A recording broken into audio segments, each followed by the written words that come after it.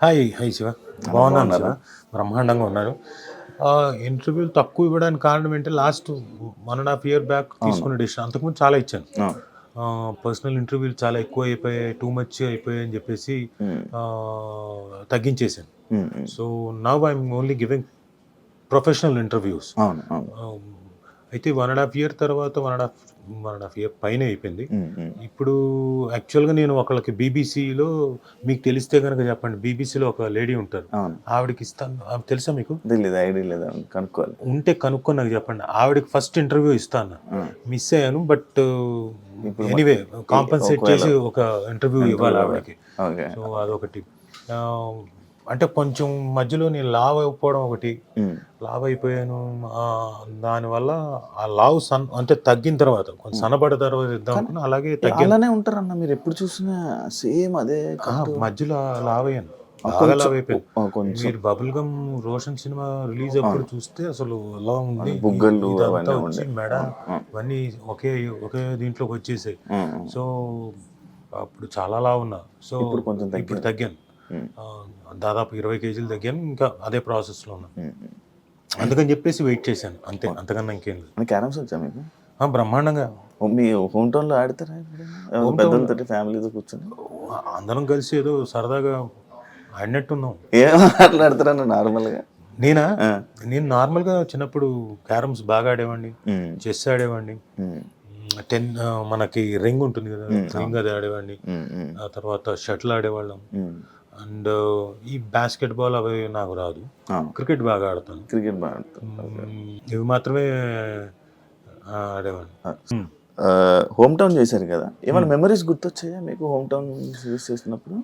అంటే home town చేసిన తర్వాత ఏమొచ్చిందంటే నాకు, అంటే నేను పుట్టి పెరిగింది ఇక్కడే. హ్మ్. సో, నా మెమరీస్ అంతా నా సంజీవ్ రెడ్డి నగరు, హ్మ్. నా సాగర్ సొసైటీ, నా హ్మ్. బంజారా హిల్స్, హ్మ్. నా రోడ్ నంబర్ 10 జూబిలీ హిల్స్, హ్మ్. ఇటువైపే అన్నీ ఆ! ముడిపడి ఉంది ఆ! ఆ! నాదంతా.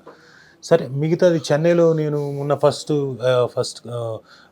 ఎల్‌కేజీ, యూకేజీ, ఫస్ట్ స్టాండర్డ్ హ్మ్. వరకు ఉన్నప్పుడు హ్మ్.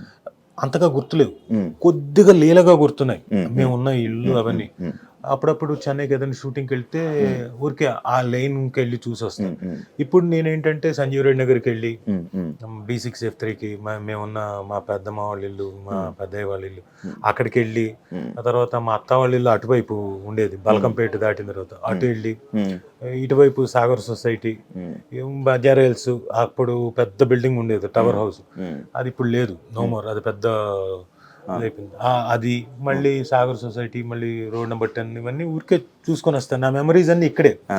మా మదర్‌దొచ్చి ప్రొద్దుటూరు, అవును. రాయలసీమ. హ్మ్. వాళ్ళేమో 1950, 51 టైంకి ఇక్కడికి మైగ్రేట్ అయిపోయారు. ఓకే. సో, అక్కడ ఎవరు లేరు కాబట్టి అక్కడ ఏమీ లేదు. ఆ! No okay. కనెక్షన్. హ్మ్. మా నాన్నది యానాం. ఓహ్! సో, నేచురల్‌గా నాది యానామే కదా! తక్కువ కదన్నా? తక్కువ వెళ్ళడం నేను. బాటిల్ కూడా తక్కువ అంటారు రేట్ అక్కడ. ఆహే! అబ్బా! నీకు ఇలాంటి విషయాలు తెలుసా? ఆ! అంటుంటారు అన్న ఎప్పుడు ఎళ్ళలే. తక్కువే. డెఫినిట్‌గా తక్కువే. 30% ఏదో తక్కువుంటుంది. అవును. ఆ! ఇక్కడ న్యాచురల్ డీజిల్ కూడా తక్కువుంటుంది. అది మాత్రమే అడుగుతావు తక్కువని, మిగతా డీజిల్ గురించి అహా! చెప్పవా? అంటే టాక్స్ తక్కువ ఆ! లేదంటే. ఆ! సో, అక్కడికి చాలా తక్కువ సార్లు వెళ్ళొచ్చాను. హ్మ్. హ్మ్. బట్ ఆఫ్ లైట్ మా ఫాదర్ పోయిన తర్వాత వెళ్ళి రావడం జరుగుతోంది అప్పుడప్పుడు. అందరూ వచ్చి వాళ్ళని వాళ్ళు పరిచయం చేసుకొని చెప్తున్నారు. హ్మ్. సో, నేచురల్‌గా ఇప్పుడు నా కనెక్షన్స్ పెంచుకోవాలి. హ్మ్. వాళ్ళందరూ అంత ఆప్యాయంగా వచ్చి పలకరిస్తున్నప్పుడు నేను కూడా అప్పుడప్పుడు సంవత్సరానికి ఒకసారో, 2 సార్లో వెళ్ళి హ్మ్. వాళ్ళందరితో ఓ 2, 3 రోజులో, 4 రోజులో గడిపి రావాలి. అందరితో కలిసి రావాలని. ఆ! హోమ్ టౌన్ చేసిన తర్వాత ఇంకా ఎక్కువ బలంగా పెరిగిపోయింది. అంటే అవును. రూట్స్ మర్చిపోకూడదు. అవును. ఎళ్లి రావాలి. ఆ! ఒక 3 రోజులు, 4 రోజులు కలిసి రావాలి. హ్మ్. అలా స్పెండ్ చేసి రావాలి యెస్. టైము. డెఫినిట్‌గా వాళ్ళందరినీ కలిసి రావాలి. హ్మ్. హ్మ్. గోదావరి గట్టు మీద కూర్చొనొచ్చినా చాలు. మిగతా ఆ! వాళ్ళందరూ కలిసొచ్చినా రాకపోయినా ఆ! సరదాగా గోదావరి గట్టు మీద కూర్చున్నా గానీ ఆ టైం భలే ఆ ఉంటుంది. గాలి, హ్మ్. ఆ పచ్చని గాలి అది కొంచెం స్పెండ్ చేసి రావాలి. మిస్ అయ్యారు అవన్నీ. డెఫినిట్‌గా అంతే. హ్మ్. హ్మ్. సో, వెళ్ళి రావాలి. ఇదెందుకంటే నా పిల్లలకు కూడా రేపొద్దున కనెక్షన్ ఉండాలి ఆ హ్మ్. ప్రాంతంతో. హ్మ్. హ్మ్. రేపొద్దున వాళ్ళిక్కడ పుట్టి పెరిగారు. హ్మ్. సో, ఇప్పుడు ఇంకొక తరం వెళ్ళిపోయిందంటే తర్వాత ఏమవుతుంది? కనెక్షన్ పోతుంది. అవును. ఇప్పుడు అవును. మా అమ్మ వాళ్ళు ఎప్పుడైతే ప్రొద్దుటూరు నుంచి మైగ్రేట్ వచ్చేసారో అక్కడ హ్మ్. ఎవరు లేరు. కనెక్షనే లేకుండా పోయింది. ఆ! ఆ! ఆ! సో, అలా అలా అవ్వకూడదు. హ్మ్. ఉండాలి అక్కడ అవును. ఎంతో అని చెప్పేసి హ్మ్. బలంగా ఉంది. నేను డెఫినిట్‌గా ఇప్పుడు నేను ఉన్నంత కాలం లోపు హ్మ్. హ్మ్. కనెక్షన్‌ని బలం చేసుకొని, హ్మ్. రోషన్ వాళ్ళకి కూడా మనసుకు కూడా హ్మ్. ఆ కనెక్షన్‌ని అంత బలం మొత్తం చేసి వెళ్తాను. పరిచయం చేసి అంత సో ఈ రెండిట్లో నా సబ్జెక్ట్ మీ సబ్జెక్ట్. బెండకాయ నేను నమ్ముతారా అన్న అది తెలియదు. చిన్నప్పుడు అనేవాళ్ళు అంటే మీ పిల్లలకి పెట్టారా? ఓ బోల్డంత. మా అమ్మాయి అయితే బెండకాయ లేకపోతే తిందు. అది ఒక పెద్ద ఏంటంటే నేను ప్రతిరోజు రోజు విడిచి రోజైనా కానీ దొండకాయ బెండకాయ, దొండకాయ బెండకాయ, బెండకాయ ఫ్రై, దొండకాయ ఫ్రై, దొండకాయ ఫ్రై, బెండకాయ ఫ్రై. నేను రోజు అరే మిగతా ఏం లేవా, ఉన్నాయి కదా, నేను అది మార్చు ఇది మార్చను లేదు, మనసుకి ఇది ఇష్టం కాబట్టి ఇది సరే. కానీ నాన్ వెజ్ తింటారా? ఎందుకు తింటాం. అదే ఎక్కువ బెండకాయ దొండకాయ కనబడింది, చికెన్ వాటిలే కనబడలేదు. అంటే తను తిందు, పాప తిందు. దానికి ఇప్పుడు ఒకసారి 3 ఉంటే ఏదైనా ఉంటే తింటుంది, మాక్సిమం తిందు. మధ్యలో నీ లావ్ అయిపోయింది చెప్పాను, ఒక 4 నెలలు మా నాన్న చెప్పిన మాటలు గుర్తొచ్చి తిండి తినకపోతే ఎట్లారా, రుచులు తెలియకపోతే ఎలా తినాలి రుచులు అంటే సర్లే జీవితంలో కష్టపడ్డాం, దెబ్బలు తిన్నాం, చాలా చేసాం, ఇంకా తిన్నాం అని చెప్పేసి నాకు ఇష్టమైనవన్నీ పప్పుల దగ్గర నుంచి, కూరల దగ్గర నుంచి, నాన్ వెజ్ క్రీమాల దగ్గర నుంచి, రసాల దగ్గర నుంచి, చారుల దగ్గర నుంచి, నా ఇష్టం ఏవైతే ఉన్నాయో అన్నీ చేయించుకునేవాడిని. 1, 2, 3 వాయిలు పీకేవాడిని. ఆ తర్వాత అది అంటే ఫుల్గా తినేవాడిని. మంచి ఫుడ్ అన్న. నేను బాగా ఫుడ్ అంటే అది కూడా తర్వాత అంటే మా నాన్న పోయిన దగ్గర నుంచి బాగా పెరిగింది. ఎందుకంటే ఆయన విపరీతమైన ఇష్టం. ఆయన పోకముందు కూడా 4 రోజుల ముందు కూడా నాకు కీమా కావాలి, బాగా బాగా వేయించి ఉండాలి, సరే, నాకు మిరియాల రసం కావాలి, ఓకే, నాకు ఐస్ క్రీమ్ కావాలి, అది ఇవ్వనని నేను, నాకు కావాలి, నాకు కావాల్సింది నువ్వు ఇవ్వనంటావేంటని. నాన్న తినకూడదు, షుగర్ ఉంది నీకు, ఏం పర్లేదు, నాకు కొంచెమే తింటాను, సరే అని వీళ్ళకి పని వాళ్ళకి చెప్పి కొంచెం ఇవ్వండి అని చెప్పి ఆయన ఫుడ్.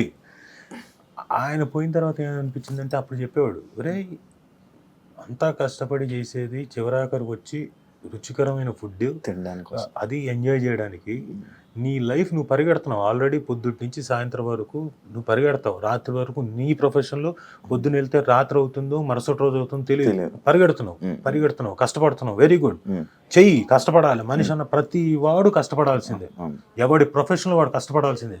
ఈ రోజు కష్టపడ్డాం కదా అని చెప్పేసి రేపు కష్టపడకుండా ఉండలేము. పొద్దున మళ్ళీ తెల్లారిందా మళ్ళీ కష్టపడమే, వెళ్ళాలి, మళ్ళీ వెళ్ళి నీ పని నువ్వు చూసుకోవాలి.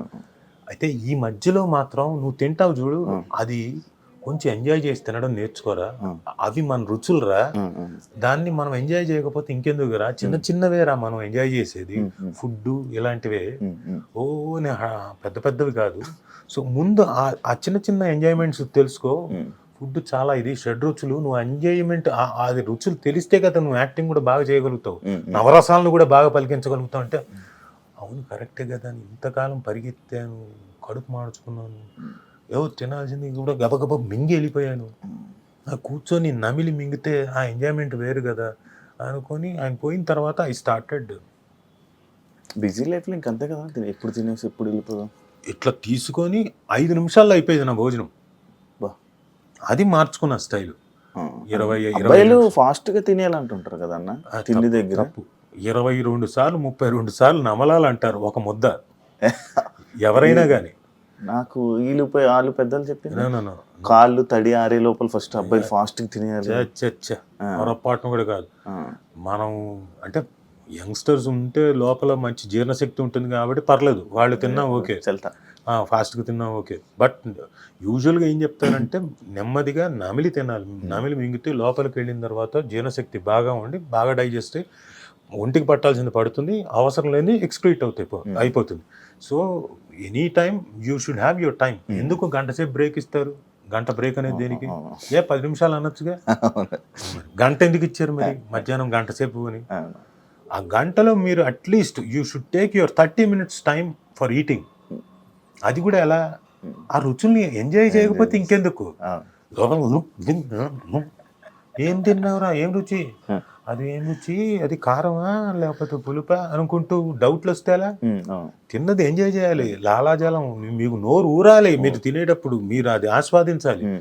సో ఇవన్నీ గుర్తుకొచ్చి నేను నా టైంలో ఫుల్గా ఒక 4 నెలలు ఫుల్గా తిన్నాను. నైట్ టైం ఐస్ క్రీమ్లు కానివ్వండి, నా స్వీట్లు, ఎవ్రీడే స్వీట్లు 1/2 kg తినేవాడు. స్వీట్ పిచ్చా అన్న మీకు? స్వీట్ అంటే స్వీట్ క్రేవింగ్స్ ఉండేది, బట్ ఆ టైంలో మాత్రం 1/2 kg తినేవాడు నైట్ మాత్రం. Night half KG. అలాగే ఐస్ క్రీమ్ తిన్నప్పుడు ఏం చేసేవాడిని అంటే 750 ml అంటే దాదాపుగా పావు లీటర్ అంటే కేజీకి పావు కేజీ తక్కువ అలా తినేవాడిని. దాంతో ఏమైపోయానంటే 4 నెలలు 5 నెలలు స్పాన్లోనే బాగా లావ్ అయిపోయాను. నాకు తెలియకుండా లావ్ అయిపోయాను. షుగర్స్ కదన్న ఫుల్. ఇప్పుడు సన్నగా అవుతున్నాం మళ్ళీ కష్టం, కష్టపడి కడుపు మార్చుకొని. కానీ అలా అని చెప్పేసి రుచుల్ని మిస్ అవ్వట్లేదు. ఆ రుచుల్ని ఎంజాయ్ చేస్తూనే కొంచెం ఎంజాయ్ చేస్తూనే అలా కోట శ్రీనివాసరావు గారు లాగా కోడి ఎక్కడ పెట్టుకొని అట్లా కొంచెం దాన్ని ఆ రుచిని మళ్ళీ ఆస్వాదిస్తూ తింటున్నా.